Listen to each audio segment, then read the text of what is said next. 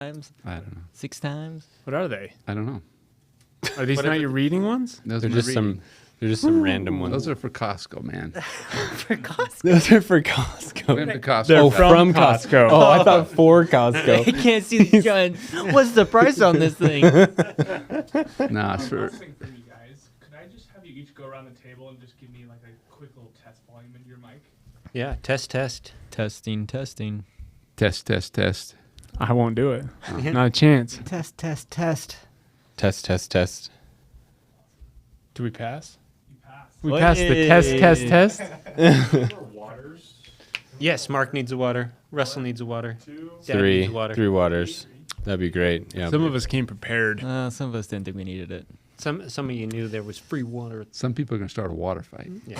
Yeah. No water fights. So, What's the so the thought? Are we on, starting? No. Can we do like a no. 3, 2, I'm just 1? Yeah, we can do that. But first, No, we're gonna talk about what we're gonna 5, do. 4. Okay. So my thought is first off, just Well, just like say it already. sharing memories, sharing stories about mom, like the stories we've heard, or like stories that we'd want other people to hear about mom. That's the first thing, because that involves everybody, in my opinion. Thanks. You got a coaster mark? And then after that, Oh, you got it. Dad, we're gonna do like kind of like a pretty in-depth session for you, where you talk about. Sucks to suck. Because you like, and that's the thing is like you spent most time with her for a long time. Oh, did you do the math? Because Gordy being a newborn. All good? Need anything else from me? Nope, Nope, we're good. I think we're good. Everything is rolling, so yeah, whenever you guys are ready. Okay, thank Thank you so you. much. Just saying you could have done the math. So you're gonna talk about like dating, marriage, and then like just living together, stuff like that. Just like just like the whole thing. I got it. And obviously, yeah, then after that, I had 2 different thoughts, and I want to hear what you guys think. Like, because there was the thought of like sharing like memories of like childhood and stuff like that first, and like just kind of like going through that, and then talking about like her death and then the impact, or flipping that so that way we're not ending on the sad stuff, and doing like talking about her death and like the impact of that, and then after that, then talking about like childhood memories and stuff like that, or anything left over. I'm good either way. You could do it either way and edit it. Okay. Do you know what I'm saying? I'm not. Yeah, no, that makes sense. Okay. So I think we'll start with Or you that. could do it the right then. way and not have to edit it. But And then a big thing for like those memories of like childhood and stuff like that. If you, Dad, could help just share some about Mark and Russell. All right. Just because They were small. they don't remember it as much. I don't know them. I don't remember much, but I remember by none. And then because I did 2 hours, if there is time left over, I think that's the point where like we'll use that extra time after that, if there is extra time, to read stuff that we want to make sure is in audio format instead of just written format. Okay. So that like includes like mom's journal or something. I don't know if we want to do that, but We'll see how much time we have left. exactly. Okay, cool. It's rolling. It's your time, Russell. Oh, So- 5, 4, 3. Okay, so we've got the brothers here and Dad. I guess we don't really need to introduce ourselves. I would hope. Point. This might be for the. Do we I still, thought we this was for, probably like, we probably grandkids, so still need to maybe- introduce ourselves, yeah, because who knows what you'll look like in 40 years from now, Russell. I do. Not getting prettier. Getting dark. Okay, so let's do a small introduction, and we'll just go around the table this way. And then we'll Yeah. go on. I'm Gordon Haight III. I am the oldest son. Sometimes referenced as Gordy. So I have Yep. been called If you're Gordy. reading through so- other things, you can find those. I'm Russell, the youngest. Gordon Haight II, and I'm her husband. Todd, second oldest. Mark, I'm the second youngest, but the redhead. But a more red beard now. Yeah, That's that it. dude. Philip, I'm the middle child, so And he lets us know it often and frequently. Don't forget the middle I child, don't think kids. so. Okay, well, thank you everybody for coming and doing this. We're gonna go through and we're just gonna share because after Mom's death, I feel like people were really good about sharing stories with us. I feel like Grandma and Grandpa, like whenever I was over there, Grandma and Grandpa Hutching, that is, would share a lot of stories with us, and just I think it was just helpful to like just know those things that we didn't get to learn personally from Mom. She didn't get to share with us.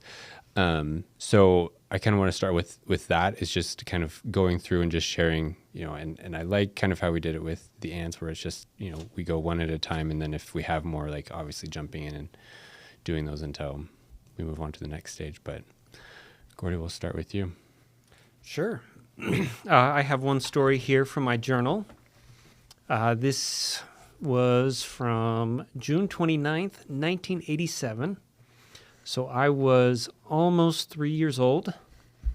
At this point in time, we were living, me, Todd, Dad, and Mom were living in Wymount Terrace at Brigham Young University in Provo. And I'm grateful for this journal because most of it, this is my young journal, most of this was written by Mom. And so she put in a couple of her opinion into this journal. How about that? Maybe we'll get into that later. But this is something that she wrote on June 29th. Just a few weeks ago, Gordy had a very traumatic experience. He cut his finger very badly and needed stitches. Mommy didn't know much about stitches, so she put Gordy into the car and took him to BYU and went into Daddy's class. Daddy came out of a test to look at the finger and told Mommy to get Gordy to the doctor's office right away. Gordy was such a brave boy. Those stitches hurt, and he had nightmares for a few nights after. And it has months scribbled out and nights written on top of it. So she might be being kind to me there. While getting the stitches, Gordy said he wanted to go bye-bye. Mom asked where he wanted to go. Of course, the answer was to the toy store.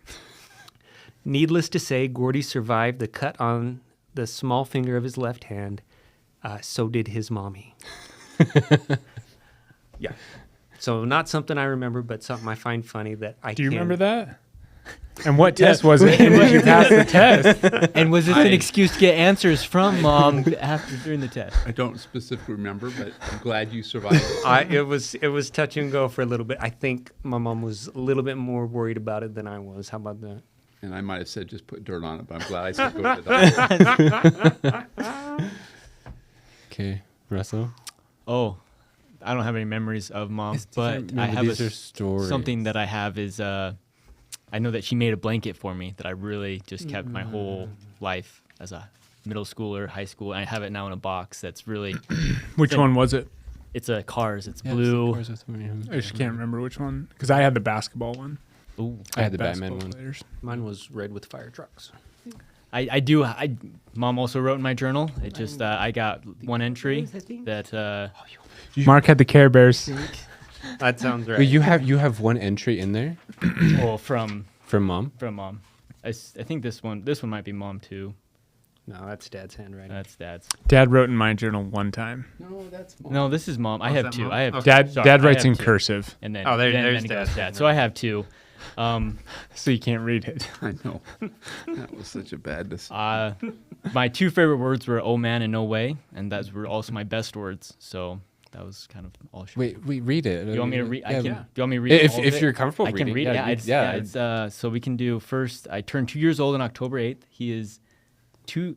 Yeah, he acts 5. He is a sweet baby boy. Russell went trick or treating for Halloween. He didn't want to wear a costume. We got half of the cowboy costume on. Dad brought him back about 30 minutes later. Dad was tired. Russell wanted more. He helped Mom hand out candy at the door if the costumes weren't too scary. That sounds like Russell now. Russell doesn't deal with scary things now. What happened to taking him trick or treating? Imprinted on him. Ugh. I don't know. I did Wait, not. and the other one. Oh, you want me to read the Who other went one? trick or treating with us while you? I think. Yeah, if you went back. ran wild. Because I thought I don't remember ever going without you trick or treating in West Jordan, but I suspect that we did a loop such that we came back by the house. Oh. And continued Before you on. went about, At yeah. some point, I was thinking, This ditch is- the small kid. this isn't fun. So my other one's from November 1995, the 12th. It says, Russell built his first snowman with Daddy this past week. Russell likes to draw. He writes with the markers on everything, including the floor. It is good that the markers are washable. Russell's definitely 2 years old. He says, oh man, in no way. His best words. We love Russell and our family. He likes choo-choos and pumpkins for Halloween and snow. That's some good coloring too, Russell. And I colored, lots put a of- sticker on there, which was fun, Good. I imagine. So And then after that it gets boring from Dad. But Gets serious. Mom did a really good job. Mine was more this old. They did this. Where she was a little more about what was Expressive. storytelling. yeah, it's just a lot better. So she did a great job. Do we want to go now, or is it me, or should we go? You, and then we'll come back on this. Okay, so I'll talk about when we got married. And we're going to. Well, Oh. we're doing that in a second. You just memories of and stories of Mom. But yeah, Yeah. I'll make you do that in just a little bit. So so Your favorite memory. Number 1. so a lot of memories, but. I would imagine. So when I got off my mission, I dated exactly one person, and so how we got the first date, she asked me. I don't know. That's another story. But what happened is, on these dates, it was a lot of fun. So I started seeing her quite a bit, and I had come from California. I didn't really know how to drive in snow very well, and so there was a snowstorm, and we were going to go to her house and watch General Conference, or I was. So I was driving a car over there, and Which isn't very far. Are you talking West Very Jordan close. to South Jordan? this is West Jordan to South Jordan, and all major roads. well, okay, Not back then. we were in the middle of a farm. There was no subdivision. They It's were out in the valid, middle it's of valid. nowhere, All right. and they had a driveway to the house and not a road. It was it was all the way to 27. and I zipped past it, and I thought, oh, there it is. I put on my brakes, just slid. What happened? So anyway, I go around the block, and I'm coming back to get in there, and I'm slowing down, and I'm kind of creeping. So I'm thinking I'm a little nervous, and then all of a sudden, and there's a car in front of me going kind of slow, and I got rear-ended and smashed into the car in front of me, and then while we're there, so the police are coming. We ran it, no cell phones, so there's a house. We ran over to it, got it. Nobody got hurt. We just kind of got pushed along, and so I go to the phone. The police are coming, and so I try to call her and explain where I don't know where I'm at really clearly because we're on dirt, just out in the middle of nowhere. And eventually, she shows up, and there I am with 2 cop cars. There was, in the second car, a third car had come in and rear-ended the group again. So my car had been hit like 3 times, and the police car got hit. And that's why they needed more cops, because you can't, as a policeman, write a ticket for your own accident. So they had to call in from West Jordan. So frankly, we just missed conference. I sat there for an hour and 20 minutes in the snow, and she sat there with me, and we just missed conference. That's my story. We made it for the last 10 minutes. How long did you keep that car? So it was my dad's car. I didn't have a car. Oh no! And so anyway, it just had, it still ran, but it just had a lot of dents in it after that. So Do you want to talk about Glade? Glade. Yeah, Glade. So Glade, before you started calling, there are a lot of Glade dates in this calendar. I don't know if you know this, but Mom kept a very Yeah, it's detailed calendar. detailed. Glade's a guy. Glade's a guy. Oh. Like, there's a lot of Glade, and then all of a sudden, Dad starts calling. So, like, the 15th, talk to Glade. Then Dad calls on the 16th. It And then wasn't- Dad calls again on the 17th. Then Dad calls again I on the wasn't 18th. Brenda's first Then- date. Then they go on a date on the 19th, and then they go. Dad calls on the 21st, and he calls on the 24th, and they go on another As a missionary, you call that daily contacting. It's, Yeah, it's that really is daily good. I kept track of calls. When I got home, I did not do that effectively. So.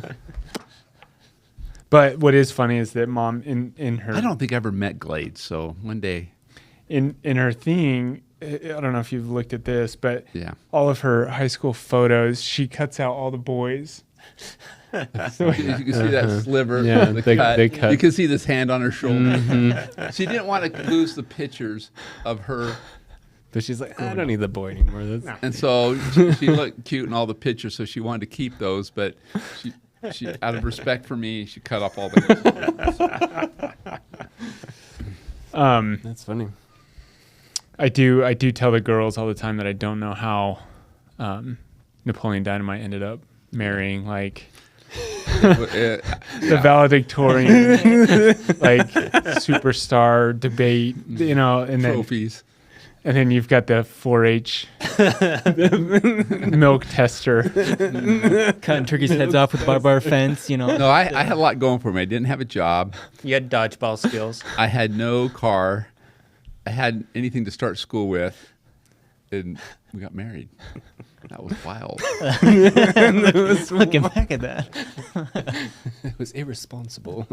Okay. Okay, Todd. So my first memory, the like going back as far back as I can remember, one day I was sick. And you remember any time that you were sick with whatever, headache, stomach, anything, Grandpa's gonna go crack your neck. Right? Like that was That was like first number step one. in feeling better.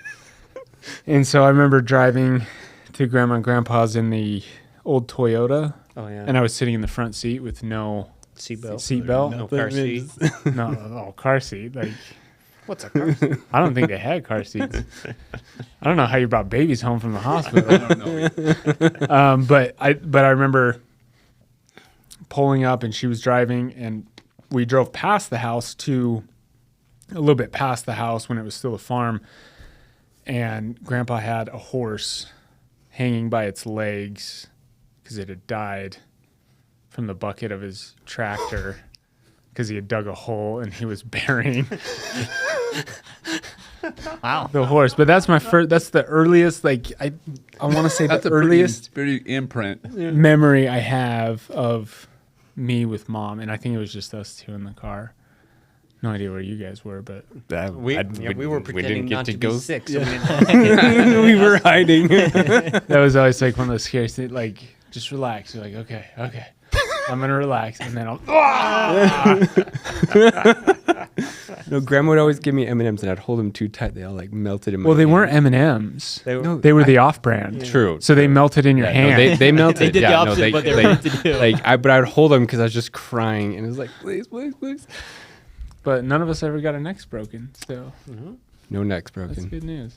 And So, anyways, that's my earliest, early. Yeah. I like that. Mark. Just don't know which one to choose. Whichever one you want. April 93, we might have the second birthday this month. The bird boy, he enjoyed the playing outside with the playing in the dirt. Also, he loved his bath time. He loved Mark so much. He has cupcakes and mouse. Moose. Yeah, moose. Not probably not mouse. We'd probably Yeah. eat mouse. Shaped ice Wait, cream. he had cupcakes and moose. Moose-shaped ice cream. Oh, moose. I was thinking like moose steaks or tracks? something. No, they do have like dessert mousse, but this Yeah, is moose-shaped ice okay. cream. Yeah. For your birthday, also a lot of balloons. Happy birthday, Mark! Got a lot of bubbles, lawnmower for his presents. He loved it. No, we'll say Mom with birthdays was birthday cakes. Holy cow! We'll have to show some photos on the podcast because Well, but I still spectacular. point out to everybody though, because like all of our cakes, right? Because like Abby's always like, "Wow, look at all those cakes," and then like I have a picture of like her birthday, and it's just like a cupcake for everybody, and it's like she put in store-bought like cupcake or all that something. effort for everybody else, and was like, you know, I'm just gonna do cupcakes. Well, Dad's is really good too. I got a picture of Dad's, and it's a plate of cookies. she forgot to make a cake and she felt really bad about that. That was funny. But Dad was I a did- good sport. I have a He's like, picture I'm of him fine. too. But she put in a lot of effort for cookies and costumes. So Well, and the cakes, like at least my cakes were always personalized. Oh yeah. Whether it was Ninja The Turtles, jazz, the jazz. I don't know what Double you guys Dragon. There I were had cars. Batman. Like every year was Batman for me. had. I was like, just give me Batman. Batman, Robin. But she always made them, and they weren't like it wasn't like Stick a thing like on it. bleh, like the frosting and the Yeah, contour. I had a trees. dinosaur one that was all cut out like a T-Rex, and all the frosting was like, here's his tummy, here's his teeth. Yeah. Like, Well, Mark has one. We have a photo of one of Mark's, and it was a monster truck one, and it's got like Oreo crumbs and the big old truck, and then she's got like this platform made out of ice cream cones. And this is for Instagram, so she had to Yeah. either think I of mean, this. I don't know where she's just doing it just for the 'cause fun this of is, it. Yeah, this is just her being very creative. That's funny. she would also make the costumes out of scratch, sew them all together, and we had a couple of Batman costumes. We had Star Trek. I had a Star we had Trek. Star Trek. We had the Trek. Raptor when I was a rapper. Oh yeah, with your head coming out of the. Out of the guy's Mouth. mouth. Mm-hmm. We passed that down a few times because after she was gone, we quit making copies. The funny thing is, in my journal, you wrote it was right around October, and you were like, because I asked you to write in my journal, and you're like, Philip wants to be. I can't remember what you said, something, and you're like, I really wish Brenda was here because I don't see how that's gonna happen. Yeah, some of the freedom, some of the creativity disappeared. Just not trying to. It's all right. So that's what I was gonna go with my earliest memory of Mom. And it's probably not the earliest, but like the tricky thing with mine are pretty jumbled just because I was pretty young at the time. Is I went to a preschool program at Rainbow Connections, and afterwards we went and we got bubblegum ice cream, so Yeah, I remember doing that. that was like it was cool because like it's just like a really joyful memory, just like made me really happy and stuff. Do you know why she sent us to a preschool on the other Yeah, side what of the was- freaking valley? Yeah, so we lived in West Jordan at the time, and then this school It was was like in Fort Union. Yeah, it was like off of State Street or something, 13th wasn't it? West or 13th East. So far away. It's the one she picked out for you. Mm-hmm. And so I supported it. You're like, sounds good. And so wherever she wanted to do with you during the day, I was like, game on, do what you want. And so it just seemed, and she liked it. Because I remember driving there, like I remember like sitting in the car and like just like staring at the sun and like doing the sun stare, like Brian Regan, and I was just like, it was a long drive over there. all I could tell you is she liked what it did for the first kids, and so the younger kids had the same thing. So I was happy with it because it's what she wanted to do. I remember they had She would, if she felt it was good for the kids, she would have driven to Provo, to Ogden. I mean, it was that important to make sure it was a good gig. And she was really focused. Stuff I didn't pay as much attention to, what you needed, and she was right on it. I'd be like, okay. I was thinking, Schooling, they need that. gave her food, just get to bed. So she was really conscientious. That's funny. Okay, if you're good, we'll go around one more time and then we'll jump into the other stuff. So. Sure. I got a couple more stories I wanted to share.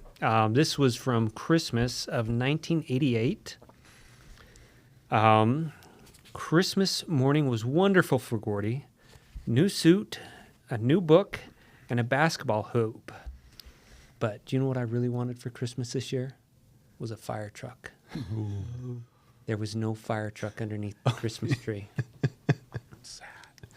Fortunately, Santa left the fire truck underneath the Christmas tree at Grandma and Grandpa Hutching's house, along with a new pair of save. snow boots. Good save. Wow. Dad? Whoa, that's like the Red Ryder BB gun. How did that happen?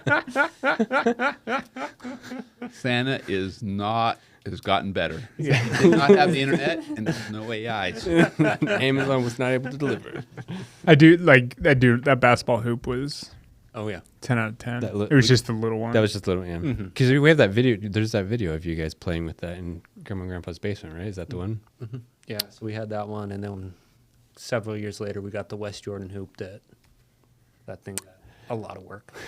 We played for that for hours. We did like that one. What was good, it wasn't next to a fence, so when you shot the ball, Yeah. it went into the yard and not over the fence to somebody's house. That's good planning right there. That's a city planner making it work.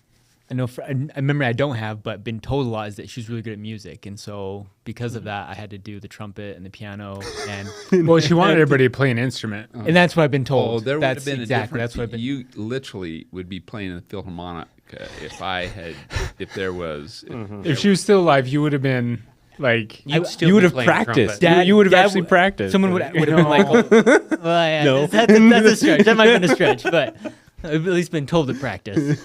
There would have been a different. We've had world. accountability. Someone would have been like, she would "Did you?" try to get me to practice, and it was, It was rough. yeah. So the piano lessons, we took piano lessons from a neighbor just down the street, like around the corner.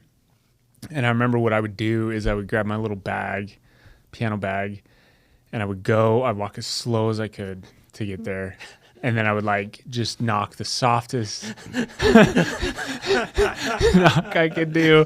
And then I would just run. I'd run home. No, But by the time I got home, Mom's like, she just called. She was like waiting for you. Like, you need to go back.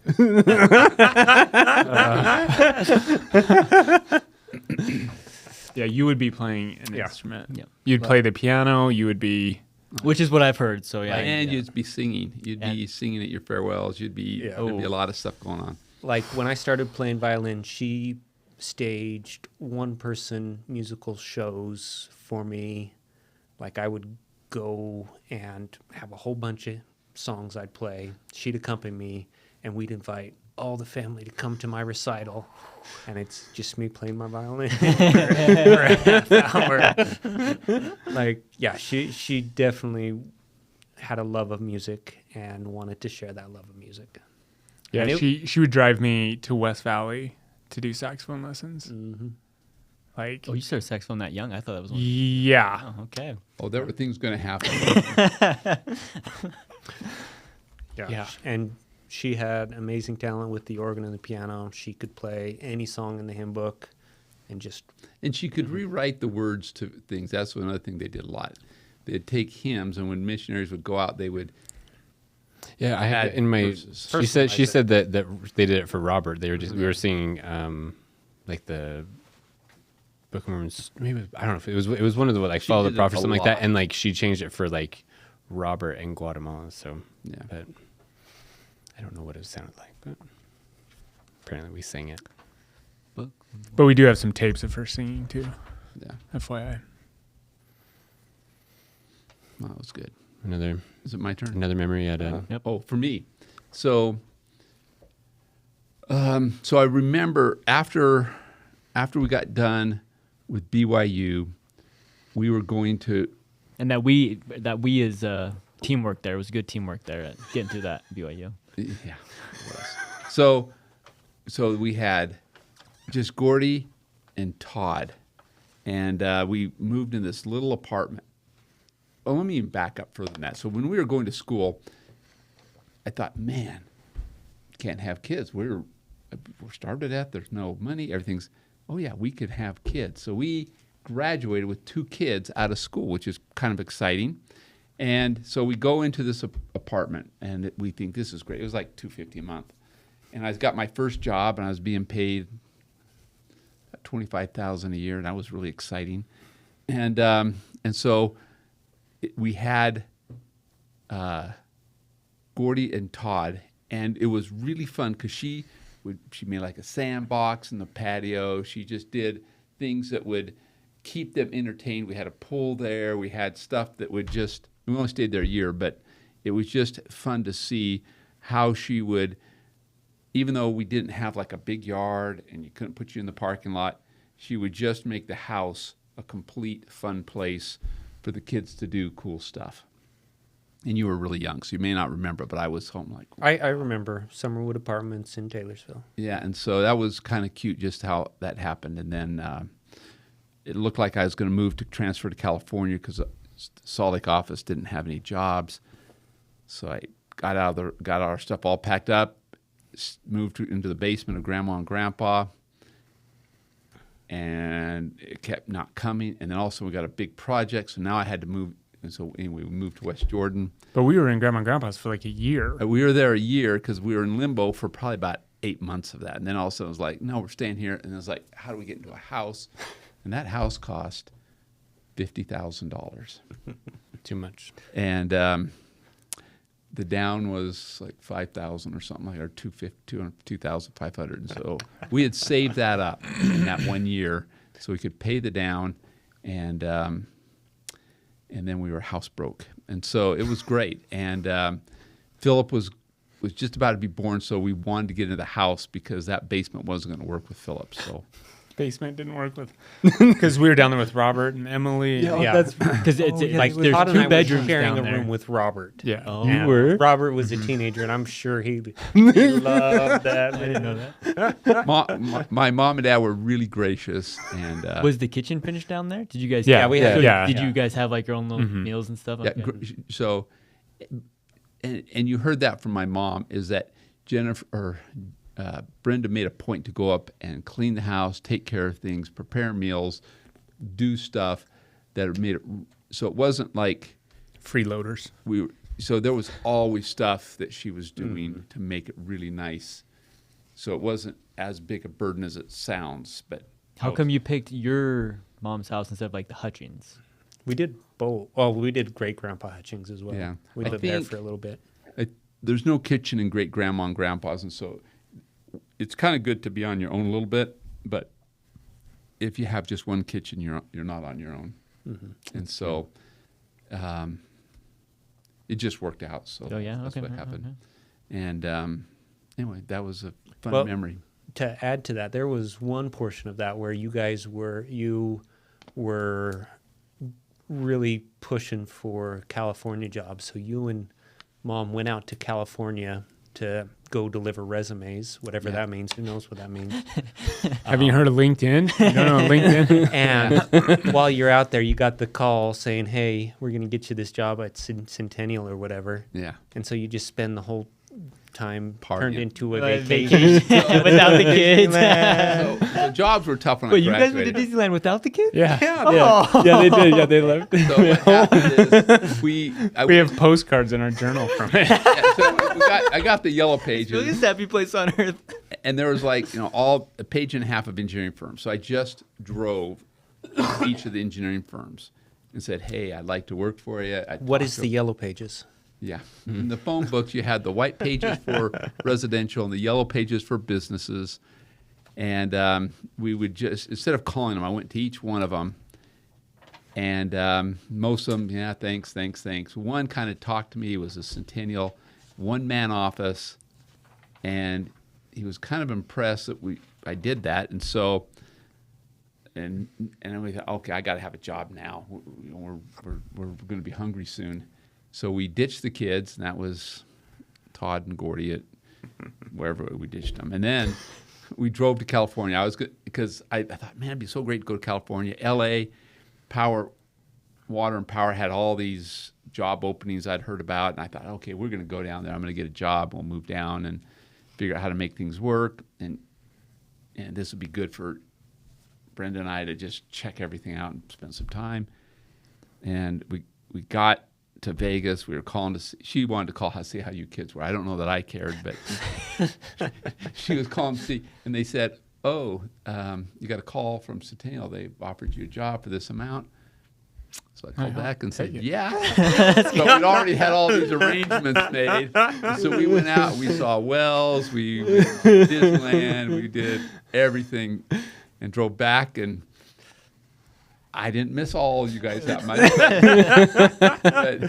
But Brenda called every day to make sure you were fine, and you were. So both of us checked up on you, and you were fine. That's funny. I'm sure we lived. Yeah, you brought me home some nice dinosaurs and a pirate sword, so I was we go. just fine. Wow. Okay. See? Okay, Todd. So my journal, most of the entries talk about sports and throwing balls, because I was always throwing things. That was was Todd's a ball favorite thrower. big man. Oh. So she talked about how I love basketball. And then when I was like 6, we got the basketball hoop for Christmas. Dad and the grandpas poured the cement. It wasn't much of a surprise because they've been working on it for months. We had poured the big poured. But we went out Christmas morning and it had like a bow on it, or was it wrapped? I don't remember. There was like a exactly. ball like in a garbage sack. Yeah, that's right. That's right. Anyways, so she did that for us, and there are pictures of her playing basketball with me. But one of the coolest things is when I got old enough, 6 or 7, I started playing junior jazz, and I signed up for junior jazz all the time. And you coached me probably most of the time. And I didn't like losing. I was not a fan of losing. But she would take me to practice, and then she would go shopping, usually. That's what she did. And when she came back and picked me up from practice, she always had a treat for me, and it was usually a Sprite and Butterfinger BBs. Those are my favorite. Dude, I wish they'd bring those back. But so that's what I do now with the girls. The last game of the season, I always get them a Sprite and a candy bar. Oh, that's cool. They don't like Butterfinger, so. Ugh. So on Saturday, February 24th, that night I had a game, and the games were usually at the middle school, either Joel P. Jensen or West Jordan Middle School, and I don't know if I forgot my ball or You my forgot your ball. jersey. Is that what You it was? didn't have your ball, yeah. And so we had to go back home. I don't remember. Were you with me? No, I didn't go. I think it was Mark, maybe. Because grandpa took you. Yeah, Grandpa took me, and I know someone else was there. I thought it was you, but No, it was the red hair, so it was Mark. But that was the last time I saw Mom, was right before that game. I went and grabbed my ball and then went up and saw her and gave her a hug, and she gave Mark a hug. Told me I was going to play great, which I did not. But yeah, that was the last time. That was the last time I saw her. So that was a really special thing for me, for getting that ball. I think it was a thing, and I don't forget my basketball anymore. A tender mercy. So, Oh, that's cool. and I never forgot my ball. Like, No, I believe it. You always had it with you. Yeah, Mary, where Mary, I think, went to it was that week, Powell, and his mom and dad, I think, was going somewhere in the speedboat. I don't know where. but you remember sitting in the speedboat? Yeah. How did you convince Mom to let the kids drag off the side of the boat with the skis?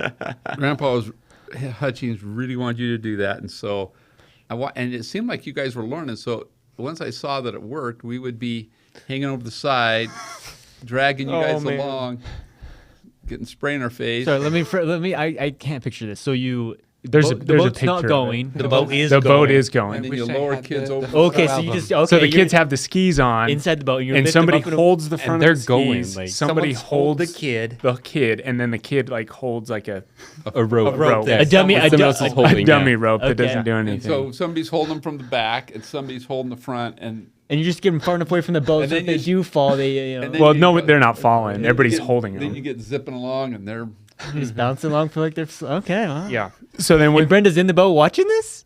I don't know if She Mom's might- came. sure, man. She's okay. Been on the houseboat.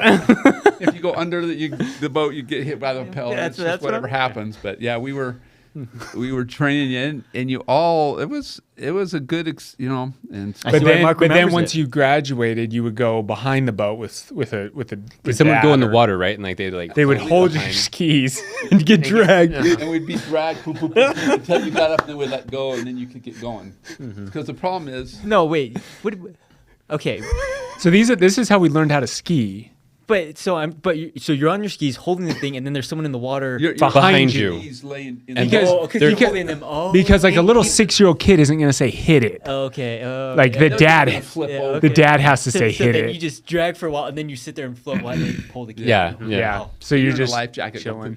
No one spent that time. That's why I can't ski, because no one spent any time doing that with me. Well, we have different way of learning how to ski. And there's probably better methods. One with help, one with just throw you out there and see what happens. Anyway, That was my method. everybody lived. But then once you could get up by yourself, then it was like, okay, you're gonna learn how to slalom ski. So you're gonna do the drop ski method, Remember the drop ski method? Like this method does not work at all. No. So essentially you're going, so you get up on 2 skis, and then what you have to do is you have to kick off your right ski. You have one binding loose. and you kick it off so you're on 1 foot. And you get it. And you got to slip that foot in. But the problem is that all your stability comes from your back foot. So It works out. it does not work. That's It- funny. And then as soon as you drop that ski, someone's got to throw a life jacket. so they can. I remember that. Oh man, that was fun. Anyways, I love Lake We'll be doing all this at Lake Powell this year. Yeah, some. Man, that'll be fun.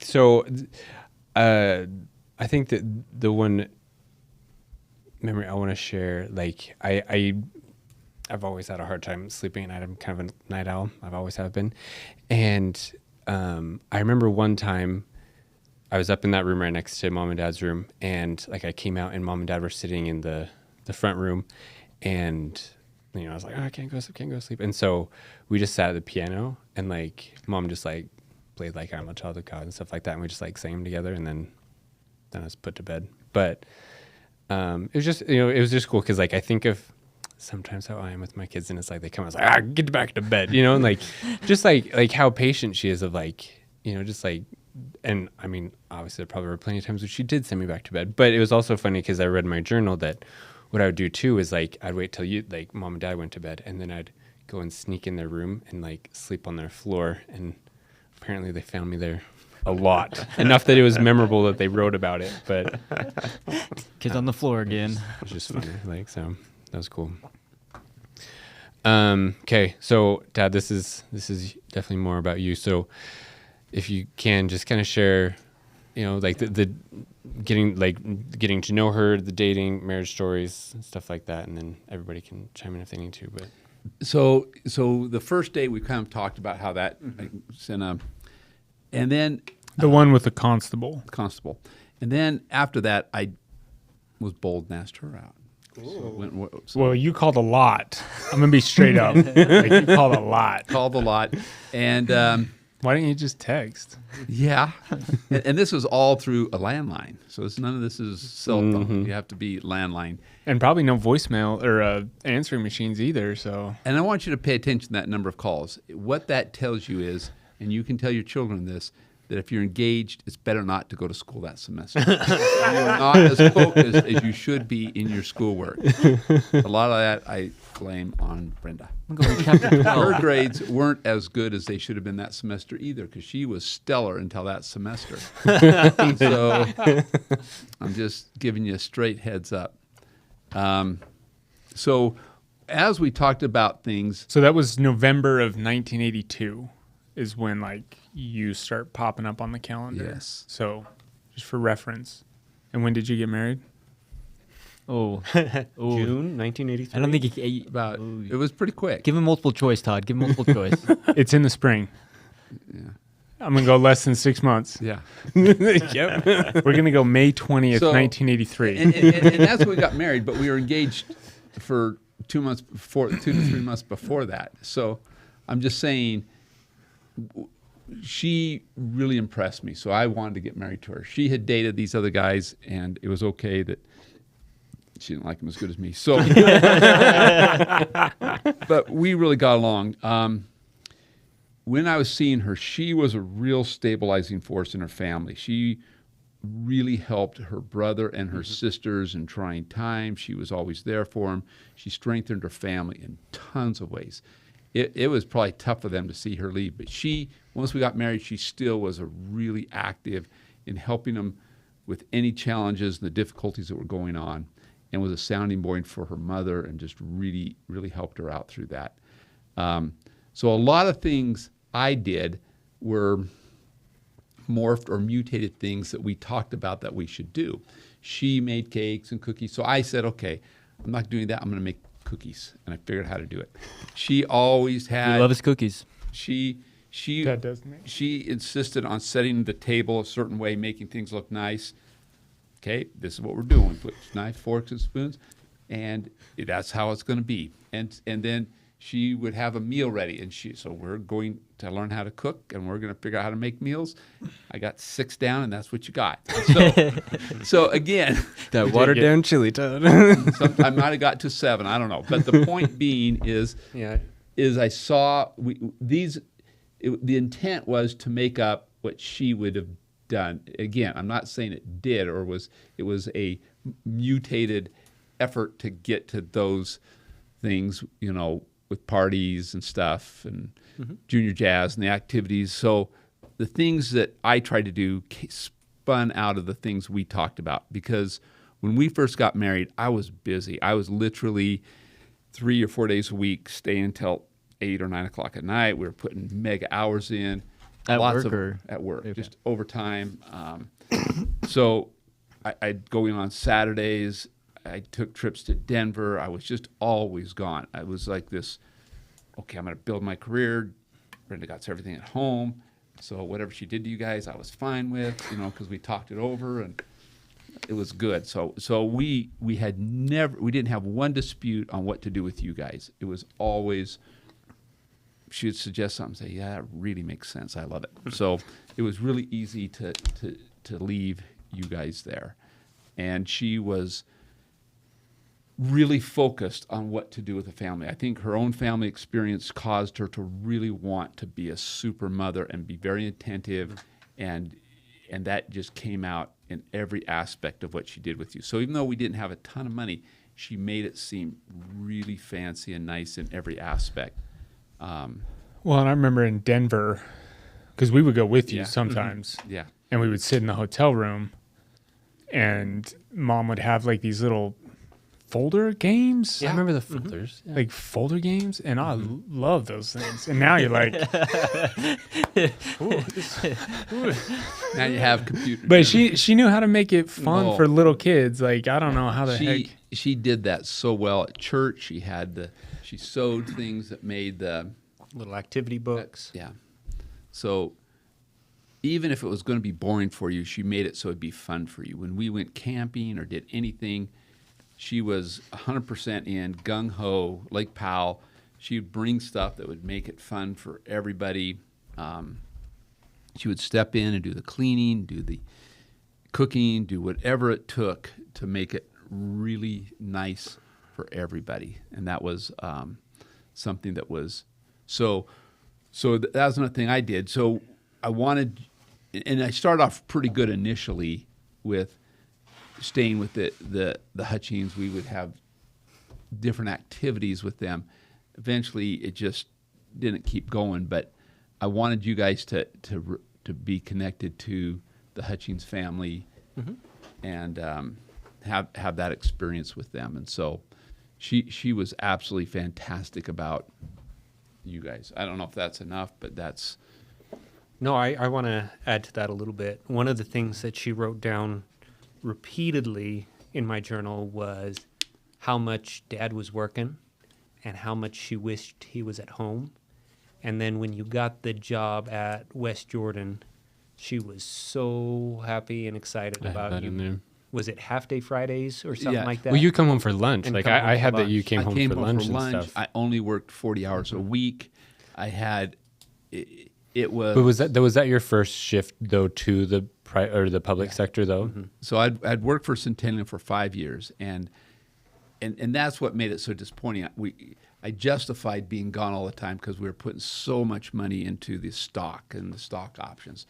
I had this great idea to be really rich, and so we were just sinking money, and then it all vanished. And it was like, you worked all those mega hours, and I didn't see Brenda, I didn't see you kids. And I just had a vision. What you did for 5 years was really dumb. And so it just hit me really hard. And so we said, we're changing this. We're not going to stick in the private sector. We got to look at something. So West Jordan had a staff engineer and even paid less. And we said, yeah, we got to do this. And so at that point, I was home every day. I got to do stuff, and it started just a so much better family dynamic. And anyways, way better. It was hard on her how many hours I spent. Looking back, I got into a grind of just work, and it wasn't healthy for anybody. I don't remember you being gone, so Okay. you're good. Didn't. I think But Brenda made up for it. Well, I think also a big thing, like, you know, like I think you spend time with us, you know. I think that's a big thing. Is like if you'd come home and like, oh, I'm gonna go do my hobbies or whatever, like then I think it would have been more noticeable. When But, I like, came home, you came home and you spent time with us. So it's yeah, like, and I always wanted to do that, and she made it really convenient to do that. So I got to read to you, I got to do stuff. It just was gone more than I should have been. So, particularly when she started doing homeschooling, other kind of things, it was better for me to be around and at home. So, Yeah, that was another thing I wanted to talk about was the homeschooling stuff. Like when I was finishing up 3rd grade and I was starting to fail at school, like not do well at all. I was a little bit stubborn, and once I understood a concept, I didn't want to do 5 or 6 math problems to help me remember the math problem. I don't know if you guys are familiar with that. well, I'm familiar with you having that issue all the way through No, high school. through so. through life. Yeah, we're still working on that. But she took Todd and I out of public school, and she developed a whole a whole curriculum. we did not have the internet back then. Yeah, so she ordered some books and stuff from a homeschool company, put together a whole curriculum for us to learn math, history, science. She had us preparing like science fair exhibits. I remember working on a diorama for the D-Day invasion, that sort of thing. And it's like, holy cow. And she already had everybody at that point. I think everybody was true. born. Because I was in She was kindergarten. sending Phil to school, Mark and Russell were around, and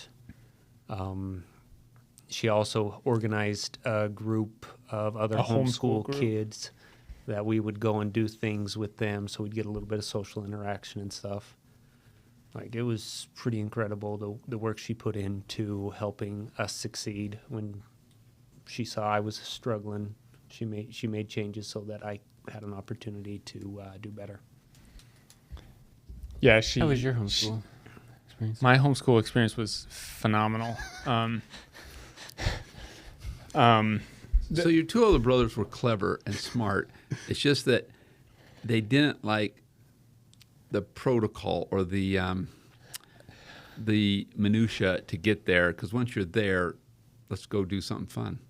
We're done with the minutia. And so the school, the school structure was like, you're in the crowd, just move with the crowd. And if you're up here, they just didn't want to come back and keep doing it. So it was like, we're just not going to do that right now.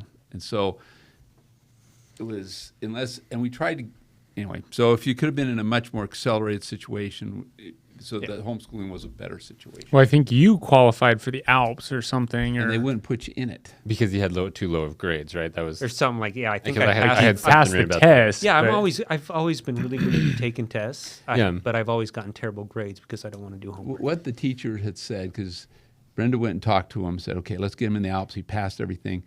And they said, I just don't think he's emotionally ready for it because he's younger than what the kids, he'd have to go to the older kids' thing because that's where he's at. And we just don't want to do it. So it's better to keep him with the younger kids that are going slower. And Brenda saw a flaw with that and said, well, if that's only 2 options we have with the public school, then we're going to do something different. They didn't have charters at the time. And so that was a big part of it. And I think Todd was happy not to go to school or just, well, not go to school ever. Go play recess. He loved it. The friends he loved. He was very social, just to have fun. And if in school lacked a little bit of the fun that he Well, my issue with homeschool is that, like, the first year was probably fine, but then the second year when she was really sick, I would do all the worksheets in like 5 minutes, and she was stuck in bed, and I was like, well, it's basketball time for the rest of the day. So that was an issue. I took advantage really bad. No, I will tell you, I remember being jealous. I came home from school one time and you guys were like, we went to the canal and we picked like these cattails. And it's just like, Why am I going to school? why am I not doing this? I had to walk to school, man. It was terrible. I remember that. No, it's School was interesting close, because wasn't it? It was just like down the was street. just and down it the was street. like a We'd little always passage. walk. Yeah. Yeah, we didn't drive them. Yep. We didn't keep it rained or Well, something. I'd like walk like kindergarten like By yourself. Well, because like my friend lived like along the street, and so like I'd walk to his house, and then we'd walk together to like my next friend's house, and then so the three of us would all go together. But It was really close. The house was great because of where it was at, and there was a lot of young kids, so it seemed to be. Yeah, it was a Good. good. It was a good neighborhood. Only one drive-by shooting. well, and then was it your bike that got stolen? Was it? My bike got Oh stolen. yeah, Yeah. he got it back. Yeah, I think his older brother His came by. older and was brother. like, I beat my. We not don't. Kill him. No, I want to share one thing because like I mean I don't know if they can see it, but we all brought our journals, and I think it's cool because like the way like because I've read like excerpts and stuff to like Jennifer and stuff, and it's very interesting to see like Mom always just talked so highly of all of us. I think that was a cool thing, and like I'm sure she did in all of ours, but like just like her positivity and stuff. I think she greatly enjoyed being a mom. You know, like I think that was like I think that it shows in so many different aspects of the things that we had, right? Like of like the blankets that we have, or like, you know, just like the specialized birthday cakes and stuff like that. It just shows like how much she loved doing like what she was doing. I think if you guys are good, let's kind of talk about kind of like do like a little bit of a lead up to when she died and stuff like that, because I remember, Todd, you talking a lot of, you shared years ago with me this story about, and I know they talked a little bit about like the painkillers and stuff, but just like how she didn't want to take them, right? Because like you want to share that a little bit? well, yeah, I mean, that was while we were being homeschooled. She just wouldn't take the painkillers. I don't know what kind of pain that was. I don't know how bad it was. It, but it was really bad. It would put most people just down in a bed. You couldn't move. It was excruciating, and so there was two things. The reason it went so long is she loved being a mom, like you said, but the question came up: should we try to have another child, or this is it? And so anyway, either way, she just really struggled with which way to go. But the pain was excruciating. And I think at that point, she started feeling kind of bad that she wasn't able to be so proactive with all the kids. And so I think at that point, she may have felt a little overwhelmed. Let's just stick with the 5, which was great. But and that was a great decision. I'm not judging that, because I think that was a good decision. I was supportive of it, 100% supportive. And it was a very common operation. This was not specialized. It was something that you would anticipate. Because it was just a hysterectomy. Just a hysterectomy. That's all it was. And so we had you guys farmed out, I think, to my mom's. Yeah, We spent time at both Yeah. Hutchings and Haight's. Yeah, and so well, but leading up to it, it took a couple months, or a year. I don't know, to get it scheduled or to do it. It seemed like there was some Yeah, back. 'cause, like they did like and forth. I know she talks about it, like because they did the scope, and that's where like they knew what the issue was, but then like it required like a full hysterectomy was what they were figuring out from there, and like they knew like You're right. There all was the time issues, but- scheduling and doing stuff, and so for about a year, she just was not feeling good. She had led a group of sisters in the ward they would do aerobics and things at the church, and she was doing this, and she had to quit because of pain. She had to do a bunch of stuff that just started really cutting back into everything she was doing. It was hard for her to go to church. It was hard for her to stand or walk. So she wouldn't take the pain pills, and I suggested that she did, but she wasn't going to do that. And so the hysterectomy seemed like really no big deal. I didn't anticipate anything. She had made lasagnas and some other things in the fridge for meals, and people were bringing stuff over. So it was all set up really well. There was not going to be any real hiccups in your lives. And when she came home, from the hospital, she said, "Man, the pain is just gone." She could immediately feel that this was going to be a great thing. And so we spent the night at our house in West Jordan. We left you guys elsewhere because she needed to recover. She couldn't pick you up or lift you or anything. And so that night we watched Tora, Tora, Tora, just kind of a fun movie. Mm-hmm. She liked it. She likes kind of the history, World War II things. And then we went to bed, and everything was good. So I left to go to bishopric meeting, and I was going to drive and pick you guys up, and then you were going to see Mom. She wasn't going to go to church, but I was going to take you to your classes, and then we were probably going to drop you off again, but you could spend some time with Mom. That was the plan for the day. I don't know if that leads up to it. That's fantastic.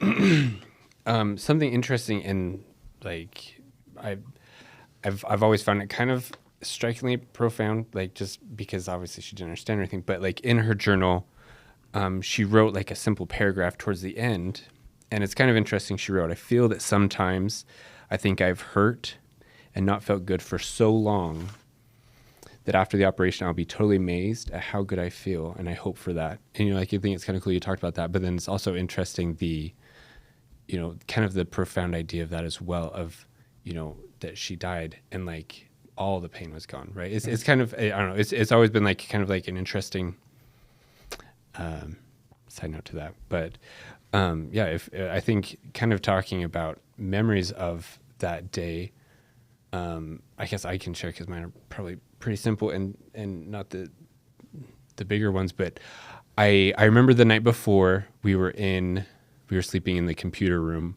at Grandma and Grandpa Haight's house, and I remember Grandma came in and she's like, "Did you guys say your prayer?" And I was like, "No, yeah, I said my prayer," and like didn't think about it. I remember that, like I just remember like little tidbits right before that happened, and then I don't remember anything until we're at the hospital in the room with everybody, and I remember sitting in there and not understanding what's going on. Like I just like it as 6-year-old, like you're not paying attention to what anything's going on really. Like I just didn't get what was going on. And then I remember what caught me the most was that you started crying, and that was the first time. And I think that's one of like the only times I've ever seen you cry. and like it really hit me at that point. Like that was like when like it was like I knew something bad had happened. But those are the two main memories that I remember from that day. And then I guess the other memory I have is with Russell actually. It was at the end of the day because we went to the Hutching's house after everything, and then we went home. And I remember when we got home, you ran around, you were yelling for Mom, and I remember like no one was doing anything about it. So like I grabbed you and I was like, I remember you looking at me like, "Where's Mom?" And I remember saying like, "Mom's not here. Mom's gone." And it's just interesting to see like the knowledge that she taught us, though, that like she is gone, but like she's not, like the spirit world and everything is how powerful that was to like know that like she wasn't there, but like she was, but like that was, anyways, those are the memories I have of specifically that day. But Gord, do you have any? Yeah, I do have some memories. I remember coming upstairs while Grandma was getting the phone call from Dave letting us know that Mom was in the hospital. And I remember Dad coming in the door and running back out as fast as he could. I remember being at the hospital. I remember a couple of the things that you mentioned there. Going into the room, having Dad tell us. I remember going and seeing Mom, and that was very surreal, out-of-body experience. And I remember kind of disassociating, just letting other people decide what was going on and not really care what was happening after that. Went back and just listened to the soundtrack for Les Miserables. As other people were doing stuff, I just sat in a corner and tried to process my emotions and my feelings. But those are my memories of that day. I don't have any memories. I know Dad wrote in my journal, kind of what Philip said, is that I ran around asking for Mom and she wasn't there. I don't know, that's kind of like whole life, you know. It's always like, hey, where was she? Like, I don't know. So, Yeah. How do you want to? My only issue with that whole thing is that I passed out. Yeah. Like I remember walking into the room and then waking up in the lobby. Like that was wild. I would imagine. But yeah, I do remember feeling really dizzy, and then. But it is super strange to see. Like going like 12 hours. And someone who was alive as a kid, seeing someone who was alive, and then all of a sudden, like it's not the same person. Like that skin is not the same color, like not moving, not responding. You're like, what is happening? And then I just, boom, gonzo. I don't know if I hit the floor. I don't know if somebody caught me, but I was and looking back, I don't think they did good training on how to introduce your children to dead people. I didn't. well, have that we class. came into the hospital and they just took us into a back room. Yeah, because I remember the back room, like, because I remember. And I sitting thought, there. and for some reason, I said, well, you got to bring them out so they can see their mom, not realizing there'd be a funeral afterward. Nothing was. Yeah. Oh, yeah. Oh, yeah, I'm there's sure. no No. handbook for this. So I thought, well, they should see. And that probably was a mistake. It probably should have just been take you home. But it just, I thought, okay, they got. I was probably thinking I need to go see her again, and it probably turned into we got to go see her again, and it was a little bit sad that it was a lot sad that she was gone, and I was thinking, man, what's going to bring her back? What's going to happen? There was a lot of things became very unclear at that moment. I was thinking, I really depended on Brenda for a ton of stuff, even though I was home or I did stuff. She really ran what was going on. And so just it wasn't clear what the next steps were. And so that was getting ready for a funeral, doing all the stuff. There was 100 physical steps, but none of them were clear, emotional. This is how you deal with this. I started putting checklists together, but none of them they were just what to do physically, procedurally, not how to deal with it. No, I think all of us kind of went into a survival mode of, hey, we've had this traumatic experience. We just need to buckle down and survive to just push through this traumatic experience rather than knowing what to do. Jennifer or Brenda's mom was so sad. I cannot. Her whole countenance was just lost to her. The sisters and brothers were sad, but Beverly, man, she was just torn apart with the loss of her daughter. And I was thinking, man, I shouldn't have let her daughter die. So at that point, you're really sad that you. Looking back, I thought about it a lot. What should we have done different? What we've done. But she was in pain for a full year. It was not a rash decision. It wasn't something that appeared to have risk to it. Well, it wasn't the operation. No. So it wasn't the surgery itself. It was just the blood clot. Yeah, and so, in talking to Larry about it, so what happened? I was at the church, and so she calls her dad, I think, and just says, Right. I can't breathe. So he's driving over there very quickly. She is able to come to the door and lock it, and then she collapses. Unlock it. Just as she unlocks it. And that's the last time they see her really functioning. The blood clot makes it so you start suffocating, and that made me feel really bad. I just didn't like the thought of that. That was super bad. And so they drove her quickly to the hospital, took her into the emergency. They immediately started CPR. There had been a call at the church.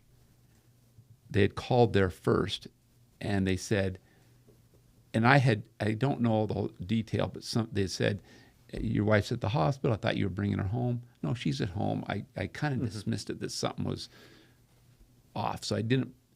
So I'd been told something, but I said, no, you're wrong. She's at home. She's at home now. She's not at the hospital still. And so they kind of, because I was a little bit, it sounded like I really knew what I was talking about, they backed off. And so I said, I'm just going to go pick up the kids. So I left early to go to pick you guys up. And that's when the second message came to me. They were on the phone, and they're saying, when you got to grandma's house. yeah. The grandma told and you. they picked it up, and they said, This she's was at the David calling, I Yeah, think. he's in the hospital. And it seems like grandma was still on the phone when you got there. Yeah, she was on the phone. the way She she- handed it to me, and Dave tells me she's at the hospital, not breathing. And I'm like, what? Yeah. Because, again, that was really disorienting because I just left her, and she was doing so well, doing great. And so I didn't have any it just was a shock. It was hard to place the events. So anyway, then we went to the hospital, and then I saw her, and they were working on her still after all this time. And they came up to me and said, we think we need to stop doing CPR. She hasn't breathed for a half hour. So I said, yes. So that, I said, yeah, you should stop. And so they quit. But, Larry was there. So so everybody that loved her, that didn't want her to die. So there was not like, oh, you decide to kill your wife. That wasn't the thought. There was a lot of issues. I just thought, what do we do? But there was nothing at that point. She wasn't coming back. So those were really sad. I immediately thought of you guys. That made me really, really sad. Anyway, so those are some of the thoughts that I had. And then there were some questions. Okay, now what are we going to do? So I told Larry, I said, Larry, if you will help do the funeral arrangements. So he called Goff Mortuary. He did a lot of this stuff. I said, we can do these things. And so they were great because I was not really ready to, I'm sure. because the doctors will say, who's your mortician? What are you doing? And I'm thinking, And Give you me- were, give me what, 5 36 at the time? yeah, I had never talked to a mortician. I didn't know even who they were or what in the valley. Yeah. And so he arranged for that, which was really, really kind. And they got those graves, and I think it's a great spot. So Brenda loves South Jordan, and so it's right there, and you guys will always have ties to it. And I had just complete turmoil for a long time, and then I just had peace that Brenda was going to be with you guys, and if I just follow the church program, so we supported everything. I don't care what the church did. We followed those things. If it was scouting, if it was young men, if it was Sunday school, primary, Choir. read the scripture, choir. We went to choir. I went to I don't choir. know why we went to choir. I never went to choir. This is why we went to choir. I'm just telling you, if there was an assignment that said home teach, I went home teaching. If they said do this, I went every month. It was the thought was, I can't do this. I can't keep everybody. They got to have the spirit. I can't. So some of it was mechanical, but I also believe that it opened the opportunities for you guys to fill the spirit, stay faithful, and to have things that would have maybe been more challenging. It may have happened anyway, but it just gave me comfort that if I do what the Lord says, there's blessings associated with it. And that was the one blessing I wanted, was the kids would be okay. So people ask, why didn't you run for office or do something bigger? I thought, okay, I got to quit my city job. I'm going to work, change some of my behaviors. And so I could be around a little more. Anyway, those are some of the things that happened. Yeah. One of the questions I've always had, because at the funeral and the viewing and all that, there was a ton of people, right? And I've been to a few of those viewings or funerals where you're like, oh man, this is going to be rough. And I can imagine all of them looking at you going, oh boy. You know what I mean? Kids Like, up for adoption. so did that ever cross your mind? Like, what the heck am I going to do? Or did anybody ever ask you? It crossed my mind. There were people questioning that. And I thought a lot about it. It was a lot of thoughts the next few weeks of how do you do this with 5 kids? How do you? Because did you take off work? Like, were you able to? I was off for a week, Okay. and so 1 week. vacation. And so This was at West Jordan. No, this was. Were you dread? You were You were Draper. Draper. No, with that. South Jordan. Weren't you South Jordan? No, I was at South Jordan. Yeah. I'd gone from Draper to South Jordan, Okay. and Can't remember. There's too many job changes in there. so I took the time off, and I thought a lot about it, and that's when I started really putting in some ideas of what I had to do, what I had to change. Beverly and my mom stepped up and just rocked it. We had the neighbors across the street. People just came because they loved your mom. They were just enthralled with her and very sad for her. It was a really sad thing. Well, I remember we came home at, I don't know if it was a viewing or the funeral or something, but the young women had made a bunch of quilts. You remember that? Yes. Yeah, on the tree. And they hung them up on a tree. But that was something that always stuck with me, is that I still don't know who made them. Young women probably. Definitely wasn't. Or was young really men. excited at it. Somebody. There was a lot of people that really chipped in and helped out with And me. then we would go eat breakfast because At you that would crossing leave stream. early. I'd leave before you guys got home, left. And you had to get us re-registered for school. Yeah. So that week I went to school, and I'm walking in there. I got some kids I want in, and so, and again, Brenda had handled all that. So I was doing new territory, and they were asking me all kinds of questions. And there's nobody to answer them. Okay? Birthday? Dates, this, that. I said, oh my goodness. Get birth certificates? Oh my goodness. And I had to go back, and it was never, anyway. So I bet it was all organized though. I bet you. so we all had our- filing cabinets. Yeah, of She the had a re- file for every one of you, and so in a sense it was easy, but mentally I had to push all the way through everything. It was like, okay, got to get through this, and then when birthdays came up or when other events came up, you had to think, okay, how do you accomplish all that? So logistics were insane, but anyway, because your mom handled all the logistics. When we went to Lake Powell, everything was packed, all the sand toys, everything was put away in a certain place, everything was gotten. When we went to this, everything was done.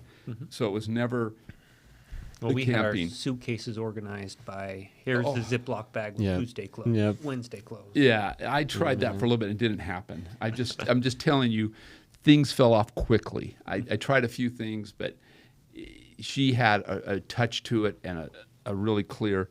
She graduated from college, and I had one semester, and so she went another 5 years after she went 4 years. So she graduated in 3.5 years, and so that's a real pain to live broke as a student and then broke as a student. But she would do accounting. She helped her dad with the. Well, I remember she had a job, data entry, or Yeah, so- is that what it was? So when people would fill out applications for a credit card, again, you got a letter and paper, and they would give her these batches of all. And she could type fast. Oh, she would Yeah. just blow through those, and they were paying, and so it helped supplement our income quite a bit. So after she put everybody to bed, she would take. They gave her a special computer and a dial-up internet landline, and she would enter all this stuff and send these batches in, and get paid to do that. And so she did a bunch of different jobs like that were so she could still tend you, help facilitate, and she was clever enough to be able to locate these things and do these things. And so anyway, it was she was every whit making it wonderful to be home, be there. She decorated. When we got married, we were getting married, and we didn't have a place to live. So her and I went out. We're going to go look for apartments. And so I had lived in really crappy apartments on my mission. So I'd lived in a basement of my parents' house, was unfinished, and then crappy apartments. And so since my youth, I had not lived in a finished anything. And so I expected it that way. And so we were looking, and there was just nothing. It was tough. We found this apartment. I said, "Oh, this looks great." And she went home and cried to her mother, "I could never live in a place like that." You're just looking at the price tag. That's what you're looking That's at. what I was. And so I was no longer invited to go find apartments. And so her mom and her went and found the apartment. And so, and you know, the culture in our house, she brought the piano. She did the needlepoint. She Yeah, put did the you art- buy that piano before you got married? Or So did you she buy got it before we got married? So we still owed money on it, but we paid a thing and we got it. She But that's bought okay because you got her back by the computer. it. Yeah, Which one was more expensive? the piano was more expensive. Sure it was. So, the point is she wanted to have a home that had things that were of light, of music, of art. She appreciated the art. She appreciated literature. She read. She did stuff that was really good. I remember her reading a lot. Yeah. We would read with her. I remember a couple of the books we read, like Shadow of the Bowl, Frozen Fire. Like, She wanted you. It was no joke. Well, you got Gordy saying like, "Oh, I went to listen to Les Mis at like 7." Like, I had a CD of country hits that I would listen to, and that's why like That's funny. I told you. So She that's, wanted you to have culture, and so that was really. I did too, but I didn't give it to you the same way. The culture was the Beach Boys' greatest hit on Jurassic repeat. Park, Indiana Jones. Convoy. No, but don't worry, Russell. She edited the Les Mis to take out all the bad parts of the good, swearing, yeah, so they good. were like skipped in the music.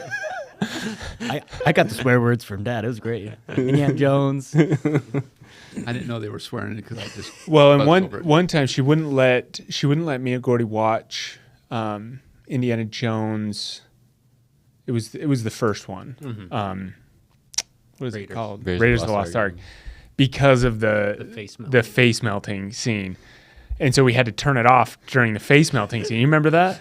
And I remember one time, I don't know if she wasn't around or where she was, but we watched it. Like you and I watched it, and I was like, "That was cool. That was the coolest thing I've ever seen in my whole life." She did not like the face melting scene, though. Well, and again, there was a little conflict because I was more prone to let you see things a little more violently, and she was like, "My boys aren't seeing that until they're adults." So, so I went with her way until later on. Then there was no one to correct me, and so it went my way. That's funny. Well, I think it turned out that you wanted to go watch these movies, and you had 5 kids. And you're like, Yeah. well, We're all watching these. We're watching Star Trek First Contact. Let's do this, guys. Scared you senseless. They had all been good if you'd have been 12. they were good. Though they were great. I enjoyed it. And she loved Bejeweled. Did she play Bejeweled a lot? No, it was Game. it was a treasure box. Treasure Box. Yeah, treasure And box. Tetris. And she played. She Tetris, too. was good at Tetris. I mean, gun shy. She had the gun shy one too. I remember that one. I don't remember Do you remember that? It was like the Yeah. It's like the Long- tile one, like the matching one, where like like Mahjong. yeah, Oh. yeah. Mahjong. And then she played had that on like the Apple? because she had like this typing racing game. And I remember Oh. because like that you had to do like was the hurdles, and oh, all I would gosh. do though, I loved playing it, but all I'd do is I just like button mash the keyboard, so my guy was so fast and he would just trip over. And then you start falling. When, Yeah. And we had those other great games. But yeah, so with Brenda, she was extremely conscientious of each of you boys. And so I believe that's the case today. You know, you don't ever get to lose that. And so I think that has been a huge lifesaver for me, is that conscientious. Because you guys were dumped off, had to go places, do things. And I just didn't, I always had peace. So for whatever reason, you didn't die. but it didn't feel that way, at least for me. Like I didn't feel like anybody was burdened, which was weird because it was like grandma come and pick us up. Oh yeah, when they were helping and stuff. Yeah. No, I mean, I don't know. It was just always fun. I liked being able to go to their houses and play with. Well, their and toys. grandma's like, "What do I do with these 5 kids?" "Oh, I know. Go pick up pine cones for 3 hours."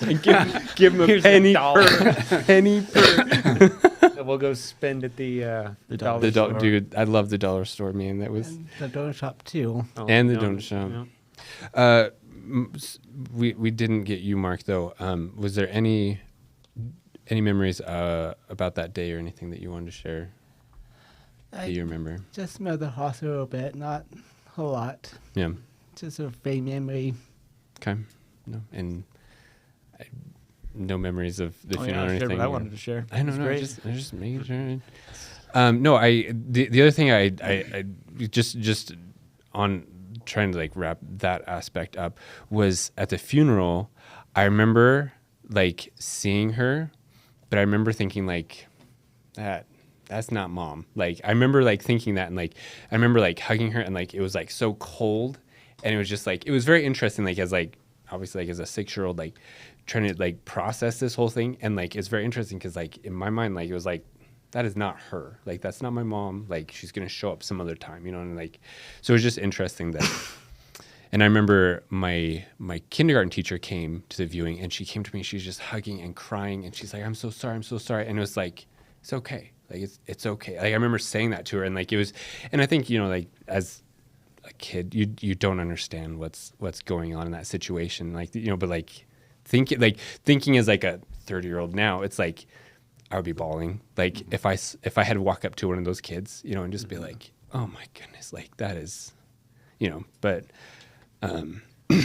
yeah, so any memories of like the funeral or anything like that you guys wanted to share? Yeah, 2 memories. One, I remember people coming up to me and saying, "Oh, it's going to be okay," and that infuriated me because it was not okay, and I didn't have a physical understanding of what the next life would be, and I still don't. I still take that on faith, and so that was one thing that I got really mad and upset about, was people telling me it was going to be okay, because no, I'd just gone through a trauma and my life was changing.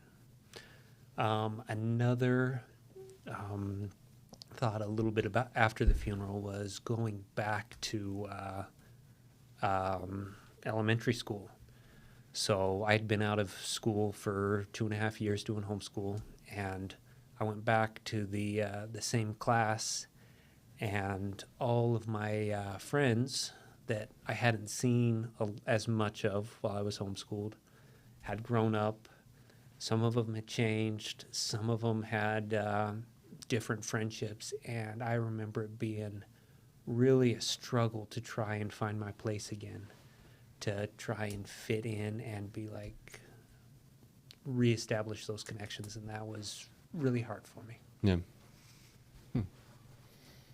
Todd? It wasn't so hard with me because I was so much better at basketball than everybody. I was skills had just like Raise that comment. this kid. No, I remember the viewing. So number one, the funeral, I wasn't allowed to play my saxophone, which upset me because Gordy got to play his violin. Yeah. But you said, you're like, that's not a church instrument. I started on the day.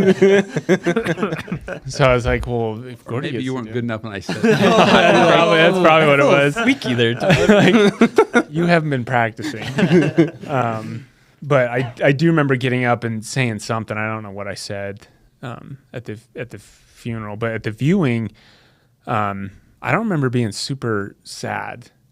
I like you. I was like, it was pretty normal. I remember sitting at the stool like by her and just sitting. Like, I don't know any of these people. Like, I don't know what there you're was a doing here. lot. Like there was so many people. There was, but the only one that sticks out in my mind is when Andrew came through, and Andrew gave me a hug and just said, just remember, it's not a goodbye, it's a see you later. That's always stuck with me for years. And Andrew's our cousin.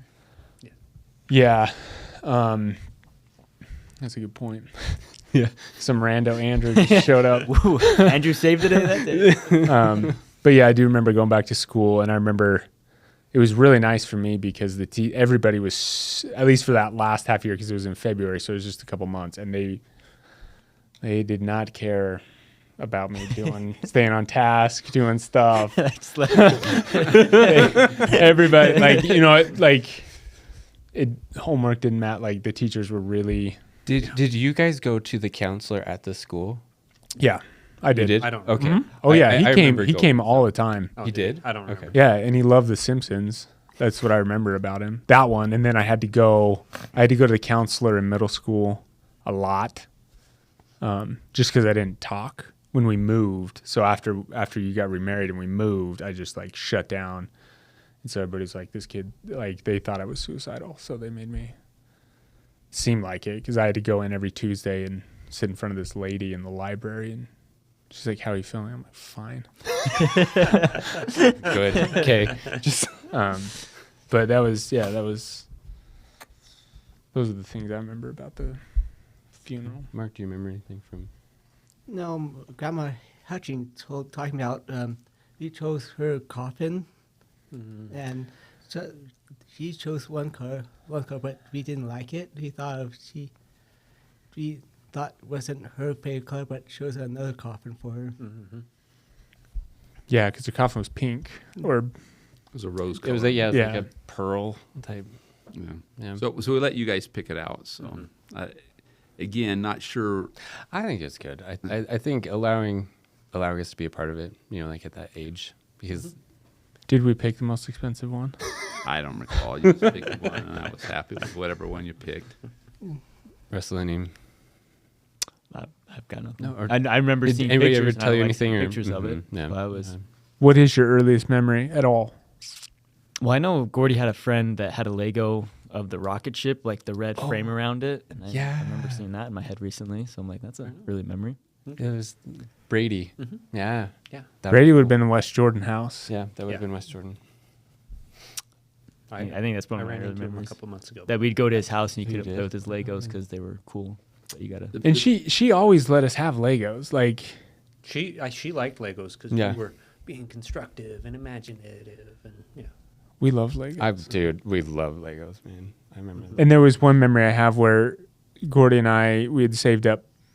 Back then you could buy a Lego for probably like $5. Yeah. Like not a huge set, but Yeah, like That's it was a like the set. box like this big or whatever, right? Like that. and Gordy's like, "You got to go ask Mom to take us to Walmart. Like it's your turn." I was like, "What are you talking about?" Like we had pennies, and just change. But I went and asked her, and she took us to Walmart and got a Lego, Nice. and we had a lot of Legos. And she let us buy more. With whatever money, I don't know where we found that money, but That was Pine awesome. cones. Yeah, no, I don't think it was definitely pine Definitely cones. not pine cones. There's no pine cones in that. No pinecone money. So I kind of want to jump a little bit. Well, so that And period of she never time- yelled either. I never got yelled at. I don't think. I don't. Okay, The only time I can remember getting yelled at is in the car. yeah. If Gordy and I were wrestling or something in the back seat. Like I remember her telling us to sit down. If you got yelled at, you deserved it. No, and that, but it wasn't like nonsense. It was like it was with a purpose. I would definitely. And then the only other time I remember yelling was at you. She was yelling at you for something. And Gordy and I were in the I probably basement. deserved it. And we were not, I don't think she was yelling. It was just like an argument or something. And I remember Gordy coming up and he like, "What's going on?" And he came back down. He's like, "I don't know. They're like fighting and Russell's on Mom's team because she's holding him." And we didn't know what was going on. Because you guys didn't fight. it was a weird No. thing. It was a really strange. That's funny because I have written in here. You wrote in here that I would like if you guys ever did have arguments about things, I would come in. I'd be like, "You need to talk nice to Mom." Is what I would apparently say to you. And I probably was a little grumpier with your mom than I should have been. So that was not right. But No, but we generally got along really well.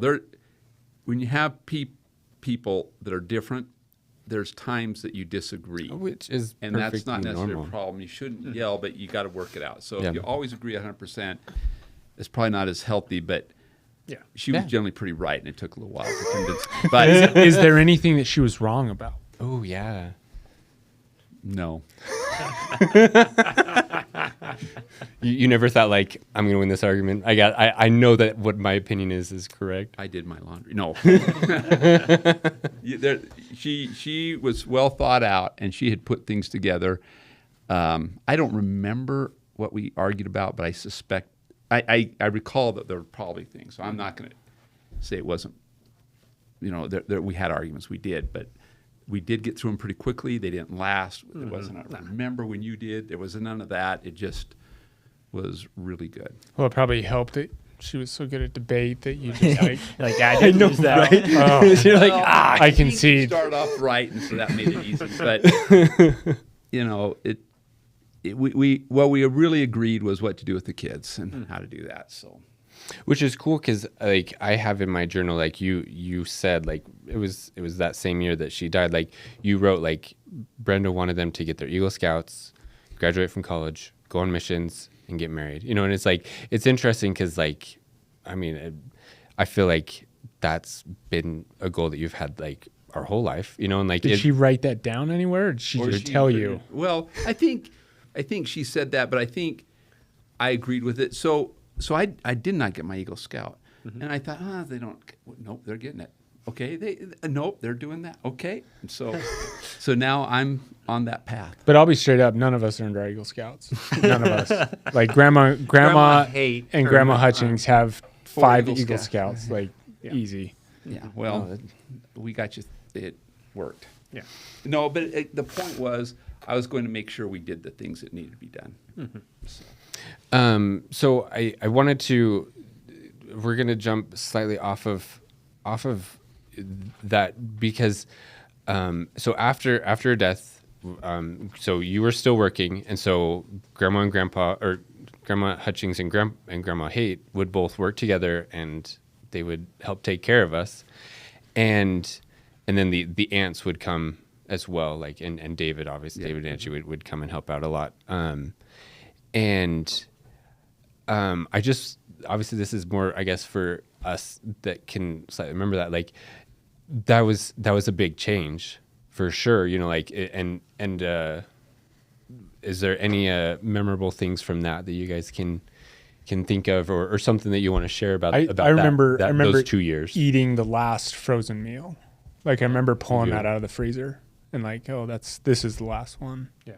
Mom That was rough. made some good meals for us. I remember when she also did like homemade pickles, and I remember when we ran out of those as well, that we had to get rid of the last ones because they were so old, and that was a sad day. Going back, I also remember when like David and Angie would come over to our house, we would get into all sorts of fun stuff with them. They made it enjoyable.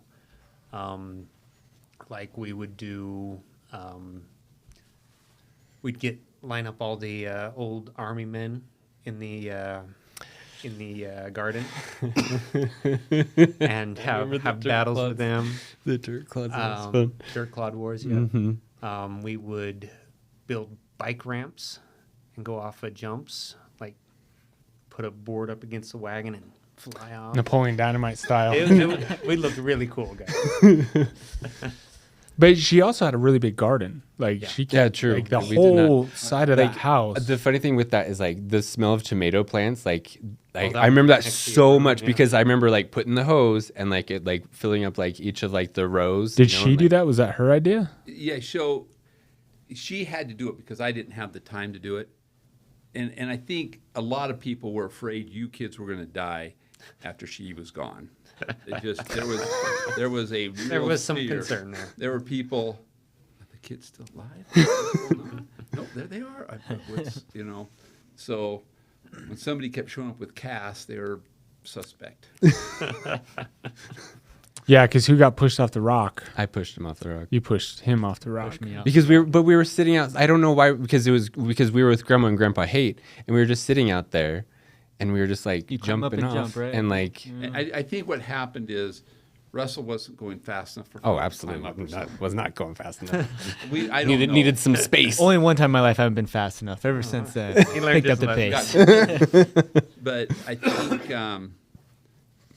implementing, Brenda had a really good system in place. Not that we followed it perfectly, but we stepped up and did those, the readings, the church, the schools, the things.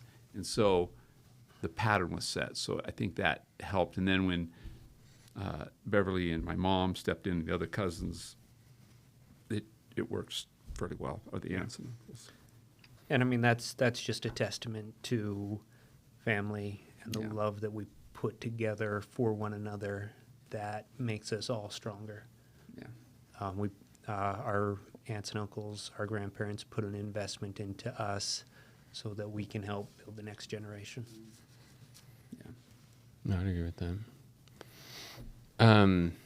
So the next thing that I kind of want to go through, and I guess each of us kind of share as you feel comfortable, obviously, but like, I guess here, I'll read this real quick actually, and then we'll jump into that. This is in my journal. And it's cool that she didn't keep her journal as well, but she kept her journal through your journals. Yes. Yeah, no, and it's interesting because like she did a great job, and then it's like 1994, 1995 when she didn't feel good is like she would just take one day and she just like, right, this is what happened through the whole year, you know, like, but you know, she was, She hadn't gotten anyway. Yeah. she did it would've great. been different. Like she did, Yeah. and it's interesting because like it helped me then become a journal writer, and like I write, and I don't like I don't. I write my kids, you know, like and I it's tried just, to write. It was pretty lame. So Well, it's not supposed to, we're not, yeah, anyways, I'm not going to get into it. Anyways, yeah. So this was in 1991 after we did the church history trip. It was with the Hutchings. We got in 2 motorhomes and just Drove across the country. drove across the What a country great idea. it with was real. Mark, a month old, you know, and we just, I don't remember a single bit of it. I've seen only videos of it, and I have pictures. But anyways, I don't remember much of it. But in my journal, she wrote, "We are members of the Church of Jesus Christ of Latter-day Saints, the true church here on the earth, established through the prophet Joseph Smith by Jesus Christ, the way, the truth, and the light. To follow him is to find our way back into the presence of our Heavenly Father. Philip," and you guys can all add your guys' self because she meant it for everybody. "Our wish as your father and mother is that you will be obedient to the commandments of Heavenly Father and stay close to his spirit so you can be a great example, brother, missionary, husband, and father. Here in this mortal life, we want to have you with us in the eternal world. And we love you so much, as does Jesus Christ and your Heavenly Father." It's going to take a spiritual side at the moment. You know, I think Mom definitely, she truly did believe these things. You know, she believes these things, and she taught it to us. And you know, with the understanding of this, of, you know, the spirit world and her being here, like I just thought, you know, maybe we would take a minute just to kind of talk about the, you know, as you've gone older and as you've gone through your life, like, has there been any times where you felt close to her since her death? So I kind of wanted to go in that route. Gordy, you're always on that side, so you get to Yeah, go I first. wanted to share something. Just before he starts, that wasn't on the list, so now continue. Okay. Fair enough. So what you said about Mom and the journal keeping was absolutely true. She also, I wanted to share something that she wrote in here. This was on the day of my baptism. And she writes about what happened at the baptism and how I bore my testimony, and she has that recorded in here. And she says, "Gordy, if you remember this testimony and the spirit you felt, you will remain close to our Heavenly Father, make the right choices, and return to live with Him. We are so proud of you and all the good things you do." And that, so just a second witness to what you were saying about how she taught us in the right way, and also confirmation of Dad's goals, how when he decided that, hey, we're going to dig in fully and trust and have faith in the restored gospel to help guide this family, that has worked out and will continue to work out. As for experiences, there have been some experiences. I'll share one here. Mom has always been a big music person, has had an absolutely beautiful voice. And sometimes talent skips a generation. So hopefully your kids all sing well. And there was one time where I remember singing, and I remember it didn't feel like I was singing alone. It felt like it was a duet, and it was very comforting to me. So that's what I'll share. Thanks, Courtney. Mm-hmm. I think it's a tough question. It's a tough question, I know. And I think I really just connect anytime I felt the spirit really strong to maybe just maybe what it feels like to be with a mom. I don't know. Because I love spending time with my dad, and there's times when you feel that, like, oh, I'm in this family. It feels so good. So just like anytime I felt the spirit really strong, I would just assume that was from mom, because there's just feelings that you wish you'd always have. So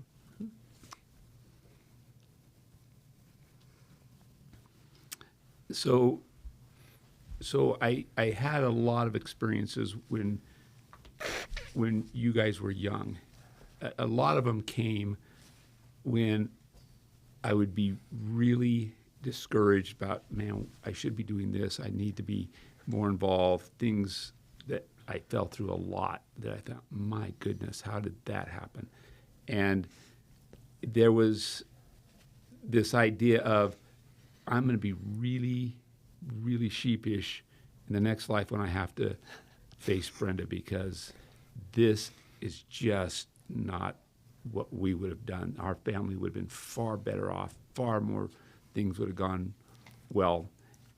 And there were times it was pretty low, and there would be a comforting, it's going to be okay, you're doing fine, I'm helping. So that kind of allowed me to keep comforted and keep things going and not dwell on it too long. So again, it didn't mean that I had done the right things. It just meant that it would be compensated, and you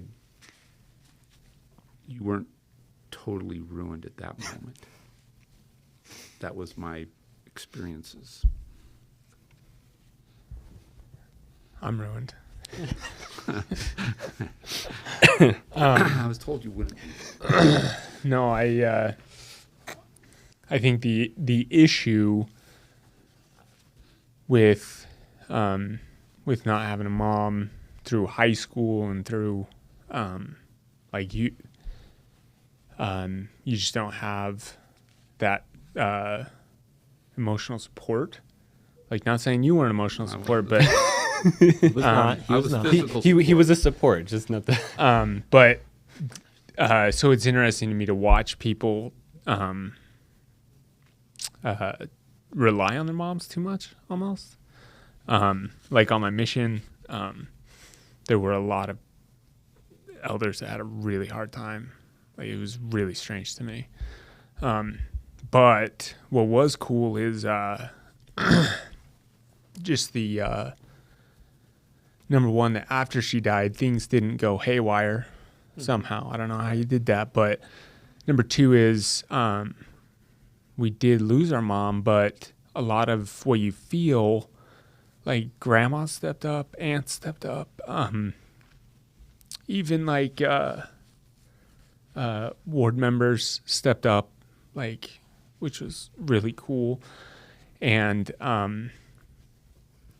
my mission president's wife had lost her mom when she was a teenager, so she would call me.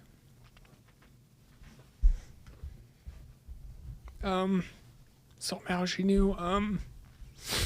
She would call me on February 25th and just check in, and like, for me, I was like, I'm fine. Like, but then she died 2 years ago too, so that was not great. But so not having that, but we didn't lose that support structure where there are people that you see where they lose something and everything goes just to crap. So I'm really thankful that she didn't, like, she kept connections and she kept friends and she kept families. Like, she didn't just abandon people, and so that people would step up. Mm-hmm. That's what I got. Mark? Yeah, we're going to the temple with the bishop.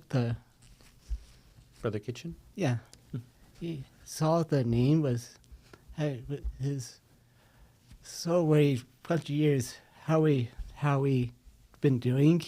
So he was worried. He's talking about it with me about it, and he better to testimony. But his at the thing month after he better testimony, he's so caught out me to talk about our family. He was so happy we stayed in the church and didn't not lose this faith. And I think this best worried about. That's awesome. Bishop Kitchen was at the old ward, or Yeah. They were in our old ward. in our Yeah. old ward? I think he was in the bishopric with you. Yeah. But just real quick before you go, as hard it is for all of us, like, to lose a mom, like, I look at Mark and like the amount of courage that you like, just being able to get through that with the challenges that you have. Like, we have issues, but you were able to overcome a lot more. So, good on you. Had a kid. No, and I know, like, it's tricky talking about the 10 years after.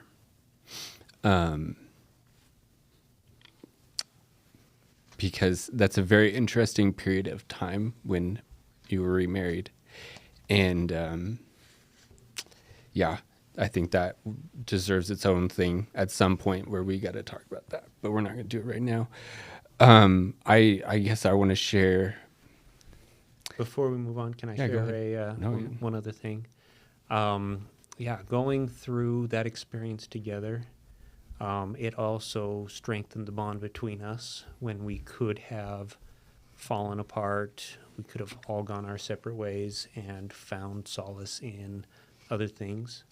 But I love the strength and the bond that we have, and that even now, 30 years later, we're still brothers. We're still tight with each other. That has been a huge blessing No, and help us get through that. I agree with that. So I'm going to say one more thing too. Yeah, Because of I course. like Todd said, was that a lot of people stepped up, and I found this, like, as I was getting like 10, 11, 12 aunts and uncles, they would act as if we had such a strong relationship, but I had forgotten all the things they had done to be there. And so I always felt awkward, like, why do you love me? Like, I don't know you.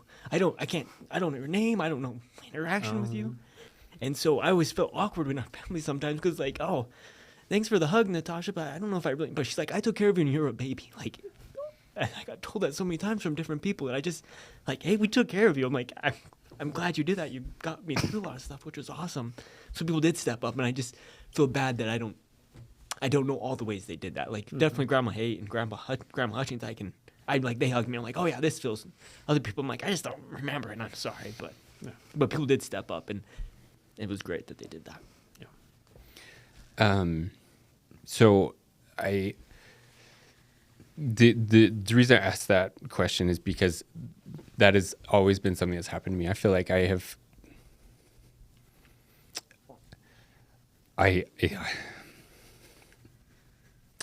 lost my mom physically, but I don't think I ever lost her spiritually.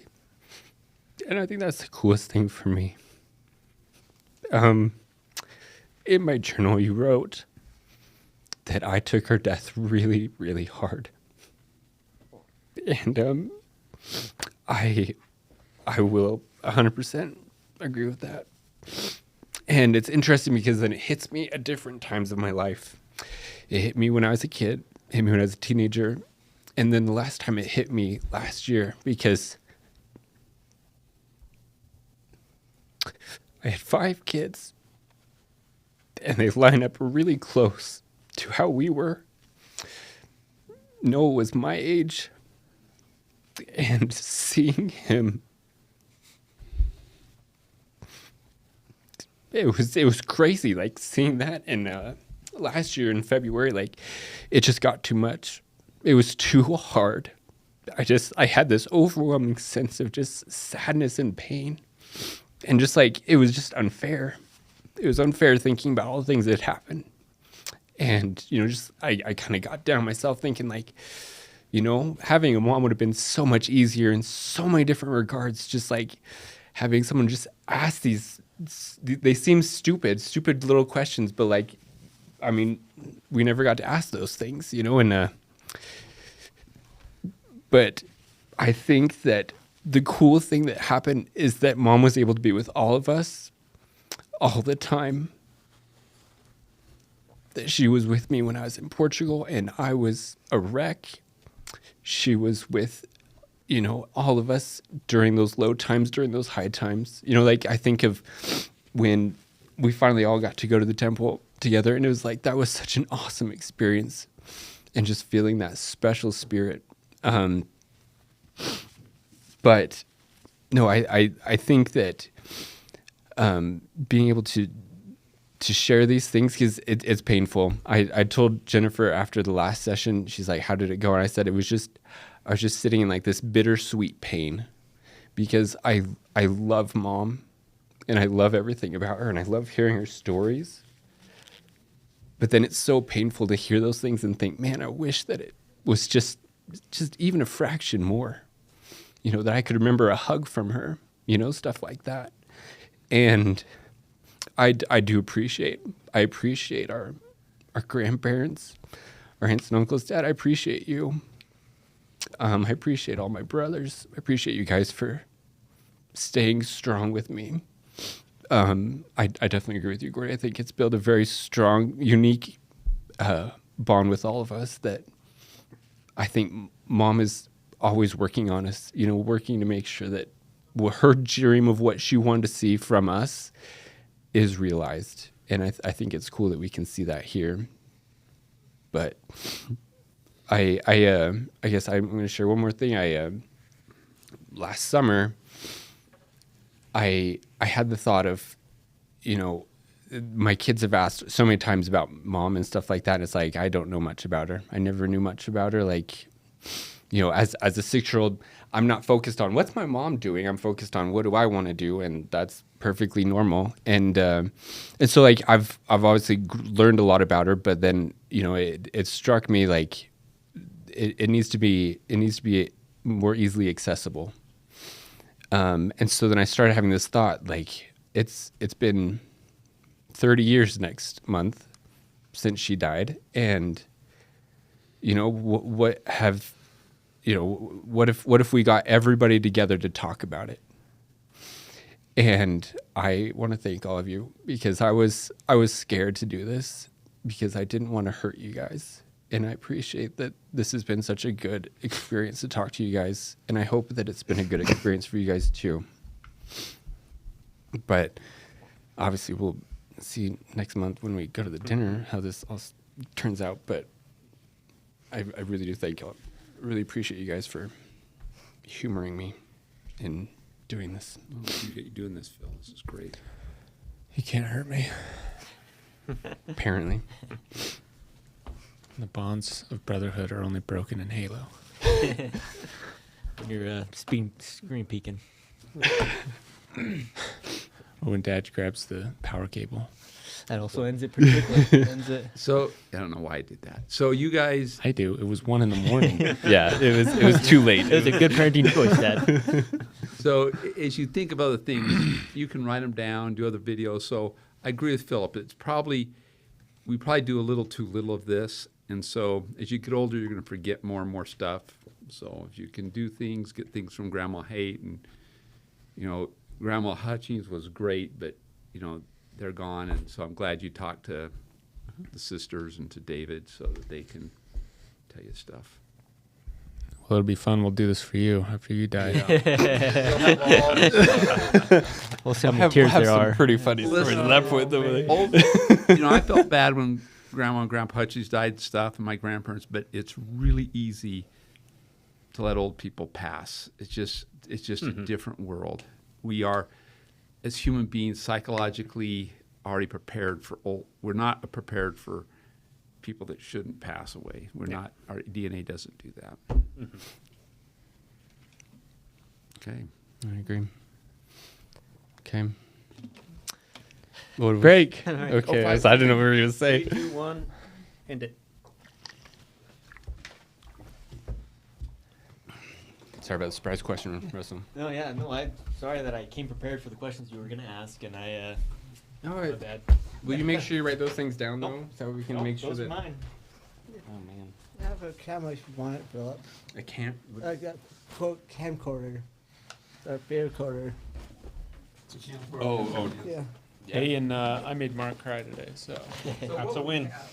That is impressive. one's at work and one's here. If you take the video, if you take videos to the human or the Family History Center, they put them into digital format. They'll put them on.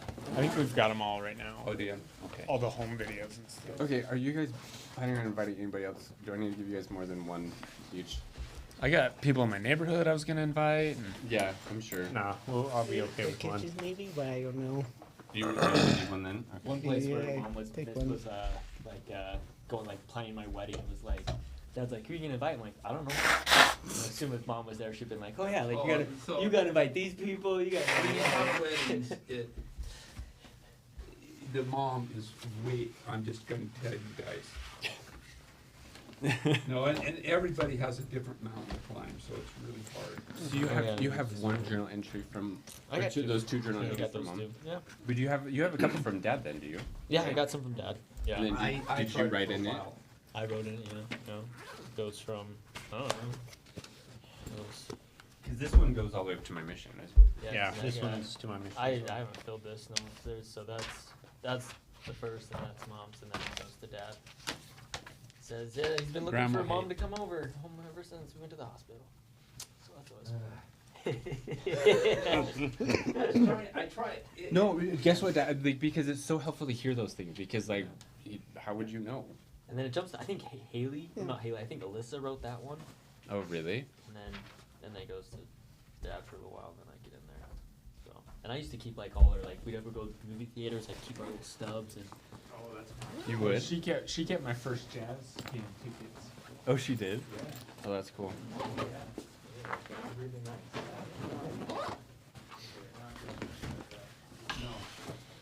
Want a water bottle, Mark?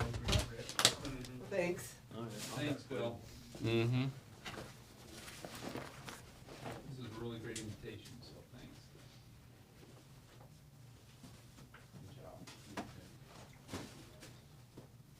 Those girls are your girl and boys, so.